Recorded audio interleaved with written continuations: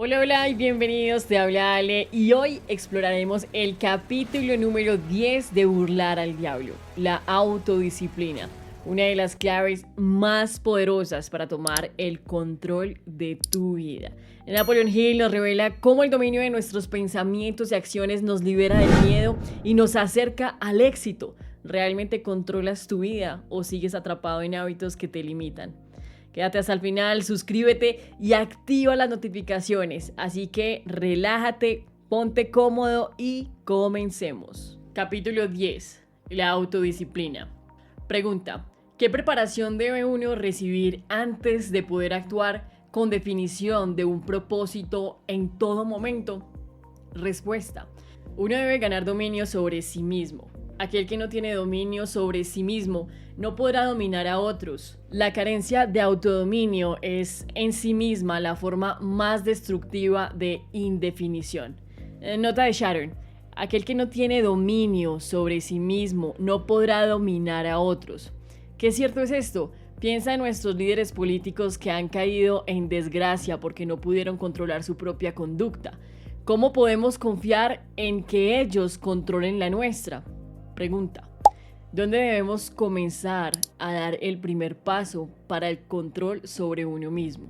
Dominando los tres apetitos que son los principales responsables de la falta de autodisciplina. Los tres apetitos son: número 1, el deseo por la comida; 2, el deseo por la expresión sexual; 3, el deseo por expresar opiniones débilmente ordenadas. Pregunta: ¿acaso el hombre posee otros apetitos que requieren de control? Respuesta: sí, muchos de ellos, pero estos tres son los que deberían ser dominados primero. Cuando un hombre logre dominar estos tres apetitos, habrá desarrollado suficiente autodisciplina como para dominar fácilmente aquellos de menor relevancia. Pregunta: pero esos son apetitos naturales, deben ser exculpados si es que uno ha de estar sano y feliz. Respuesta: ciertamente son apetitos naturales, pero también son peligrosos, porque las personas que no han alcanzado el dominio sobre sí, sobrealimentan estos apetitos. El autodominio abarca el control suficiente sobre los apetitos para que uno pueda alimentarse de lo que necesita y rechazar la comida que no necesita. Pregunta: su opinión es interesante e ilustrativa. Describa los detalles a través de los cuales puede entender cómo y bajo qué circunstancias las personas sobrealimentan los apetitos. Respuesta: toma como ejemplo el deseo por el alimento físico. La mayoría de las personas son tan débiles en la autodisciplina que llenan sus estómagos con una combinación de alimentos sustanciosos que agradan al paladar, pero ponen a trabajar en exceso a los órganos de la digestión y la eliminación. Vierten en sus estómagos una cantidad y combinación de alimentos de la que la química corporal solo puede deshacerse, convirtiendo la comida en venenos mortales tóxicos. Esos venenos congestionan y estancan el sistema de alcantarillado del cuerpo hasta que retarda su trabajo de eliminación de la materia de desperdicios. Después de un tiempo, el sistema de alcantarillado deja de trabajar del todo y la víctima sufre lo que se llama constipación. Para entonces, está lista para ingresar al hospital.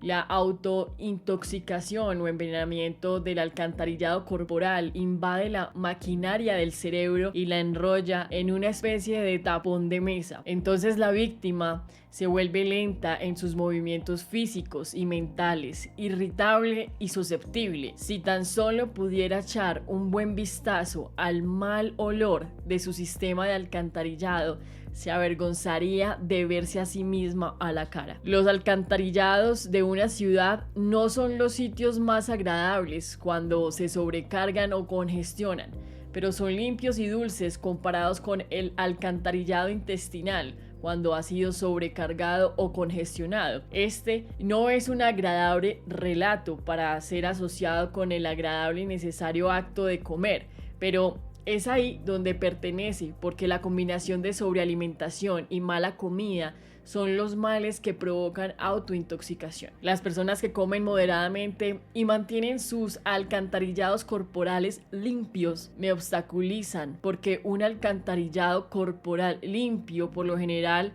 denota un cuerpo sano y un cerebro que funciona adecuadamente.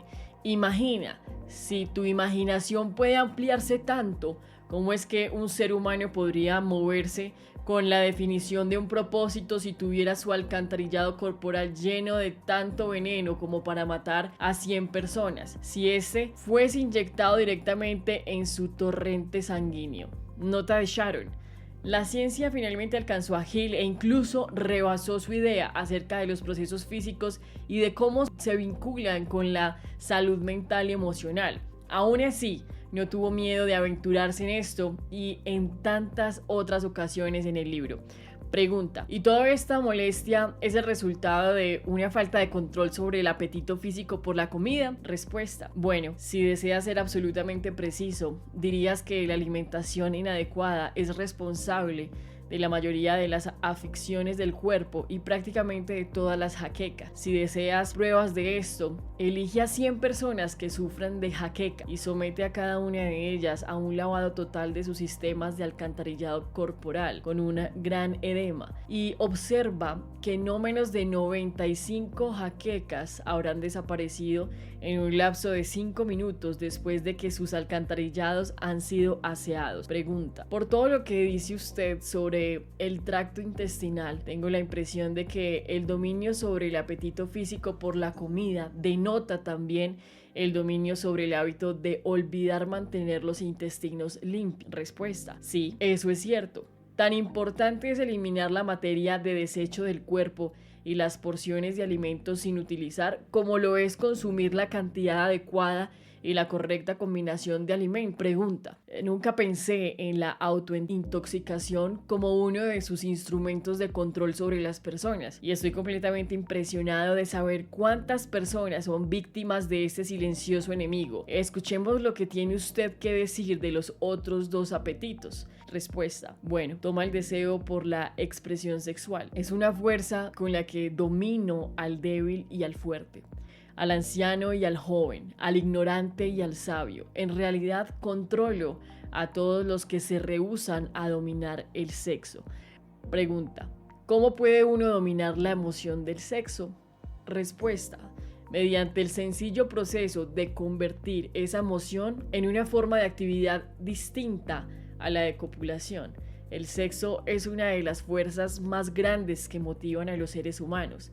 Debido a este hecho, también es una de las fuerzas más peligrosas. Si los humanos controlaran sus deseos sexuales la mitad del tiempo que desperdician en ir tras el sexo y los conviertan en una fuerza propulsora con la cual seguir adelante en su ocupación, nunca conocerían la pobreza. Pregunta: ¿debo entender qué quiere usted decir que existe una relación entre el sexo y la pobreza? Respuesta: sí. Cuando el sexo no se encuentra bajo un control absoluto, si se le permite llevar su propio curso, el sexo rápidamente nos llevaría al hábito de la indecisión. Pregunta: ¿existe alguna relación entre el sexo y el liderazgo? Respuesta: sí. Todos los grandes líderes en cada ámbito de la vida están muy sexualizados. Sin embargo, siguen el hábito de controlar sus deseos sexuales, convirtiéndolos en una fuerza impulsora en su profesión. Pregunta: ¿es el hábito de la sobreindulgencia en el sexo tan peligroso como el hábito de consumir drogas o alcohol? Respuesta: no existe diferencia alguna entre estos hábitos. Ambos conducen al control hipnótico a través del hábito de la indecisión. Pregunta: ¿por qué el mundo considera el sexo como algo vulgar? Respuesta: por el soez abuso que las personas han hecho de esta emoción. No es el sexo lo que eso es el individuo que se rehúsa o se niega a controlarlo y a dirigirlo. Pregunta: ¿quiere decir por su afirmación que no debemos exculpar el deseo sexual? Respuesta: no. Quiero decir que el sexo, como todas las fuerzas accesibles al hombre, debe ser entendido, dominado y puesto al servicio del hombre. El deseo por la expresión sexual es tan natural como el deseo por la comida. El deseo no puede descartarse más de lo que puede uno detener por completo el caudal de un río. Si la emoción del sexo se desconecta de su modo natural de expresión, estallará en alguna otra forma menos deseable, tal como un río. Si es embalsado, se abrirá paso y fluirá alrededor del embalse. Quien posee autodisciplina entiende la emoción del sexo, la respeta y aprende a controlarla y a convertirla en actividades constructivas. Pregunta: ¿exactamente qué daño existe en la sobreindulgencia en el sexo? Respuesta: el mayor daño es que agota la principal fuente de impulso del hombre y desperdicia sin una adecuada comprensión la energía creativa del hombre. Disipa la energía que requiere la naturaleza para mantener la salud física. El sexo es la fuerza terapéutica más útil de la naturaleza. Reduce la energía magnética, que es la fuente de una personalidad atrayente. Elimina la chispa de los ojos e instala la discordia en el tono de la voz. Destruye el entusiasmo, reduce la ambición y conduce inevitablemente al hábito de la indecisión en todos los aspectos. Pregunta: me gustaría que respondiera de otra manera diciéndome qué fines benéficos se puede hacer para obtener la emoción del sexo si ésta es dominada y transformada. Respuesta: el sexo controlado proporciona la fuerza magnética que atrae a las personas entre sí. Es el factor más importante de una personalidad atrayente. Da calidad al tono de la voz y permite que uno comunique a través de la voz cualquier sentimiento determinado. Sirve como ninguna otra cosa para dar motivación a los deseos. Mantiene el sistema nervioso cargado con la energía necesaria para llevar a cabo la tarea de mantener el cuerpo. Agudiza la imaginación y permite que uno cree ideas útiles. Brinda rapidez y definición a los movimientos físicos y mentales. Brinda persistencia y perseverancia en la persecución de nuestro mayor propósito en la vida. Es un excelente antídoto contra todos los miedos. Brinda inmunidad en contra del desaliento. Ayuda a dominar la pereza y la desidia. Brinda resistencia física y mental al experimentar cualquier forma de oposición o derrota. Brinda las cualidades combativas necesarias bajo cualquier circunstancia para la autodefensa. En resumen, crea ganadores y no perdedores. Pregunta: ¿son todas las ventajas que usted proclama para la energía sexual controlada? Respuesta: no, esos son solo algunos de los beneficios más importantes que ofrece. Quizás algunos pensarán que la mayor de las virtudes del sexo es que se trata del método natural de perpetuación de todos los seres vivos. Solo esto debería eliminar toda idea de que el sexo eso es. Pregunta: concluyo por lo que usted dice que la emoción del sexo es una virtud y no un defecto. Respuesta: es una virtud cuando es controlado y orientado a la adquisición de los bienes anhelados. Es un defecto cuando es desatendido y se le permite que conduzca a actos de lujuria. Pregunta: ¿por qué los niños no aprenden esas verdades por parte de sus padres y las escuelas públicas? Respuesta: el descuido es producto de la ignorancia sobre la verdad de la naturaleza del sexo. Tan necesario es para mantener la salud el que uno pueda comprender y utilizar adecuadamente la emoción del sexo como lo es mantener limpio el sistema del alcantarillado corporal. Ambos temas debían ser impartidos en todas las escuelas públicas y en todos los hogares donde hay niños. Pregunta: ¿no necesitarían acaso la mayoría de los padres instrucción sobre el adecuado funcionamiento y uso del sexo antes de poder adiestrar de manera inteligente a sus hijos? Respuesta: sí, y también los maestros de escuelas públicas. Pregunta: ¿qué nivel de importancia le daría usted a la necesidad de tener un conocimiento veraz sobre el tema del sexo? Respuesta: es la segunda en la lista. No hay más que algo de mayor importancia para los seres humanos y es el pensamiento certero. El diablo dice: no hay más que algo de mayor importancia para los seres humanos y es el pensamiento certero. Pregunta: puedo entender que está diciendo que el conocimiento sobre las tres funciones del sexo y la habilidad para pensar atinadamente son las dos cosas de mayor importancia para la humanidad. Respuesta: eso es lo que intentaba que comprendieras. El pensamiento veraz surge primero porque es la solución de todos los problemas del hombre, la respuesta a todas sus oraciones, la fuente de la opulencia y de todas las posesiones materiales. El pensamiento veraz es apoyado por una emoción sexual adecuadamente controlada y dirigida, porque la emoción sexual es la misma energía con la que pensamos. comienza por aquellos que desean que la autodeterminación esté lo suficientemente dispuesta a pagar el precio. Nadie puede ser completamente libre, espiritual, mental, física y económicamente, sin aprender el arte del pensamiento veraz. Nadie puede aprender a pensar acertadamente sin incluir, como parte del conocimiento necesario, la información sobre el control de la emoción sexual a través de la transformación. Pregunta: ¿será una sorpresa para muchas personas saber que existe una íntima conexión entre el pensamiento y la emoción sexual? Hablemos ahora sobre el tercer apetito y veamos lo que tiene que ver con la autodisciplina. Respuesta: el hábito de expresar opiniones débilmente ordenadas es uno de los hábitos más destructivos. Su destructividad consiste en la tendencia a inducir a las personas a especular en vez de buscar los hechos en forma de opiniones, crear ideas u organizar proyectos. El hábito desarrolla una mente de saltamontes, aquella que salta de una cosa a otra pero nunca concreta nada. Y por supuesto, la imprudencia en la expresión de opiniones conduce al hábito de la indecisión. De ahí hay solo un paso o dos para verse atrapado por la ley del compás hipnótico, la cual cuarta el pensamiento acertado. El hábito de expresar opiniones débilmente ordenadas es uno de los hábitos más destructivos. Pregunta: ¿qué otras desventajas existen en la libre expresión de las opiniones? Respuesta: la persona que habla demasiado le informa al mundo sobre sus metas y proyectos y les brinda a otros la oportunidad de sacar ventaja de sus ideas. Los hombres sabios conservan para sí sus planes y se abstienen de expresar opiniones no solicitadas. Esto evita que otros se apropien de sus ideas y les hace difícil a otros el interferir con sus planes. Pregunta: ¿por qué tantas personas se entregan al hábito de expresar opiniones no solicitadas? Respuesta: el hábito es una forma de expresar la egolatría y la vanidad. El deseo por expresarse es algo innato en las personas. El motivo que se oculta detrás del hábito es atraer la atención de otros e impresionarlos de manera favorable. En realidad causa el efecto contrario. Cuando el hablante que no ha sido invitado atrae la atención, por lo general es desfavorable. Pregunta: sí.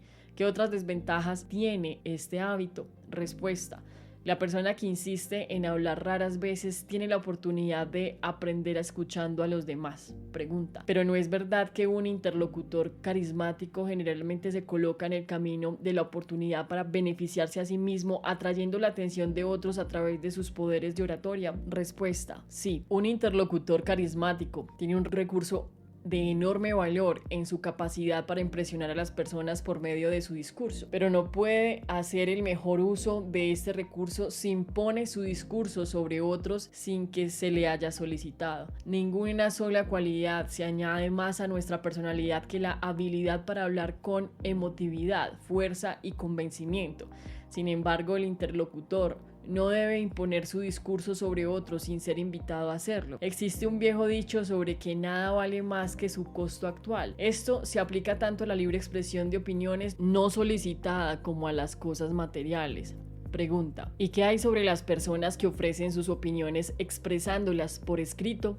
¿También ellas sufren la falta de autodisciplina? Respuesta: una de las peores plagas sobre la tierra es la persona que escribe cartas no solicitadas a las personas importantes. Los funcionarios públicos, las estrellas del cine, los hombres que han triunfado en los negocios o que han escrito libros populares y las personas cuyos nombres aparecen frecuentemente en los libros son asediados continuamente por personas que escriben cartas expresando su opinión sobre todos los temas. Pregunta: ¿pero la escritura de las cartas no solicitadas es una manera inofensiva de encontrar placer a través de la autoexpresión? No es cierto. ¿Qué daño puede uno hacer por medio de ese hábito? Respuesta: los hábitos son contagiosos. Cualquier hábito atrae a sus semejantes. El hábito de hacer algo que resulta inútil conduce a la formación de otros hábitos que son inútiles, en especial el hábito de la indecisión. Pero esos no son todos los peligros que se asocian con el hábito de dejarse llevar en la expresión de opiniones no solicitadas. El hábito crea enemigos y pone en sus manos peligrosas armas con las cuales pueden causar un gran daño o aquel que se entrega a este. Los ladrones, estafadores y extorsionistas pagan grandes sumas por los nombres y domicilios de los que escriben cartas no solicitadas, sabiendo cómo lo saben, que quienes las escriben se convierten en presas fáciles de todo tipo de esquemas que resultan en la pérdida de su dinero. Se refieren a los que escriben ese tipo de correspondencia como locos. Si deseas saber lo tontas que son las personas que escriben cartas no solicitadas, lee la columna de locos de cualquier periódico, la columna en la que el diario publica las opiniones de sus lectores, y verás por ti mismo cómo los que escriben esas cartas enemistan a las personas y atraen la oposición. Pregunta: no tenía idea, Su Majestad, de que las personas se metieran en tantos problemas a través de la expresión no solicitada de sus opiniones, pero ahora que ha sacado el tema, recuerdo haberle escrito al editor de una importante revista una carta de crítica no solicitada, la cual me costó una buena posición en su personal con un excelente salario. Respuesta: ese es un ejemplo idóneo. El lugar adecuado para aprender la autodisciplina es justo donde estás parado. Y la manera de comenzar es reconociendo la verdad acerca de que no hay nada para bien o para mal a lo largo de miradas de universos, excepto el poder de la ley natural. No existe un individuo a lo largo de miradas del universo como el mínimo poder para influir a un ser humano, excepto la naturaleza y los seres humanos mismos. No existe ser humano que viva, que haya vivido y que llegue a vivir con el derecho o el poder para privar a otro del privilegio innato del pensamiento libre o independiente. Dicho privilegio es el único sobre el que cualquier ser humano puede tener control absoluto. Ningún ser humano adulto pierde jamás el derecho a la libertad de pensamiento, pero la mayoría de los seres humanos pierden los beneficios de este privilegio, ya sea por negligencia o porque les ha sido arrebatado por sus padres o sus tutores religiosos antes de alcanzar la edad de la conciencia. Esas son verdades evidentes, no menos importantes porque te enteraste por el diablo de lo que serían si te hubieses enterado por mi oposición. Pregunta: ¿pero en qué se apoyarán las personas en el momento de emergencia cuando no sepan dónde ni a quién acudir? Respuesta: deja que se apoyen en el único poder confiable accesible a cualquier ser humano. Pregunta: ¿y cuál es ese poder? Respuesta: ellos mismos. El poder de sus propios pensamientos, el único poder que puede controlar y en el que pueden confiar, el único poder que no puede ser corrompido, modificado y falsificado por sus deshonestos semejantes. El diablo dice: el poder de sus propios pensamientos, el único poder que pueden controlar y en el único que pueden confiar. Nota de Sharon: quizás no puedas controlar a otras personas, pero puedes controlar cómo reaccionas ante ellas y a sus acciones. Esto es fácil de decir, pero mucho más difícil de hacer. Tendemos a querer cambiar a otras personas cuando en realidad solo podemos cambiar nosotros mismos y cómo reaccionamos ante ellas. Pregunta: todo lo que dice parece lógico, pero ¿por qué debo acudir al diablo para descubrir verdades tan profundas? Volvamos a los 7 principios. Ya ha transmitido suficiente información para mostrar claramente que el secreto sobre cómo fracturar el poder del compás hipnótico, incluido en los 7 principios, también ha demostrado usted que el más importante de esos principios es la autodisciplina. Respuesta: primero, déjame resumir esa parte de mi confesión que ya hemos cubierto. Te he dicho francamente que mis 2 herramientas más efectivas para dominar a los seres humanos son el hábito de la indecisión y la ley del compás hipnótico. Te he mostrado que la indecisión no es una ley natural, sino un hábito creado por el hombre que conduce a la sumisión del hombre a la ley del compás hipnótico.